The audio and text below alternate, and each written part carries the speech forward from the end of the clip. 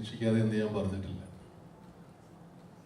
അതായത് നിങ്ങൾ ഒരു കാര്യങ്ങൾ തീരുമാനിച്ചു വരുന്നത് കഥ ഇങ്ങനെയായിരിക്കും, നിങ്ങളൊരു കഥ ഉണ്ടാക്കി വരുന്നേ ഞാൻ പറഞ്ഞു. സിനിമയ്ക്കൊരു കഥയുണ്ട്, അത് നിങ്ങൾ സിനിമ കണ്ടറിയുന്നതാണ് അതിൻ്റെ ഭംഗി എന്നേ ഞാൻ പറഞ്ഞു. ഞാൻ നിങ്ങൾ അങ്ങനെയല്ല വിചാരിച്ച് ഇങ്ങനെയല്ല വിചാരിച്ച് എന്ന് പറയരുതെന്ന് മാത്രമേ പറഞ്ഞിട്ടുള്ളൂ. എൻ്റെ ആവശ്യമില്ലാതെ കുറ്റപ്പെടുത്തരുത്, ഒരിക്കലുമില്ല. അതൊരു ഒരു എന്താ പറയുക, ശൂന്യമായ മനസ്സോടെ വരണം സിനിമയാണ്. സിനിമയ്ക്ക് നമ്മൾ ഈ ട്രെയിലർ കാണുമ്പോഴും പോസ്റ്റർ കാണുമ്പോഴും ഒക്കെ നമ്മുടെ മനസ്സിലേക്ക് പോയി പറയുന്ന പോലെ ചില ആൾക്കാർ ഇത് ഡീകോഡ് ചെയ്തിട്ട് അങ്ങനെ ആയിരിക്കും ഇങ്ങനെ ആയിരിക്കും എന്നൊക്കെ പറയും. അതൊന്നും ആയിരിക്കണം എന്നില്ല, ചിലപ്പോൾ ആവാം, ഇല്ലെന്ന് ഞാൻ പറയുന്നില്ല. പക്ഷെ അതുകൊണ്ടൊരു സിനിമ കാണുമ്പോൾ നമുക്ക് അതിനോട് ത്രില്ല് നഷ്ടപ്പെട്ടു പോകരുത്. അതുകൊണ്ടാണ് ഞാൻ പറഞ്ഞത്, നിങ്ങൾക്ക് വേണ്ടി ഞാൻ പറഞ്ഞതേ.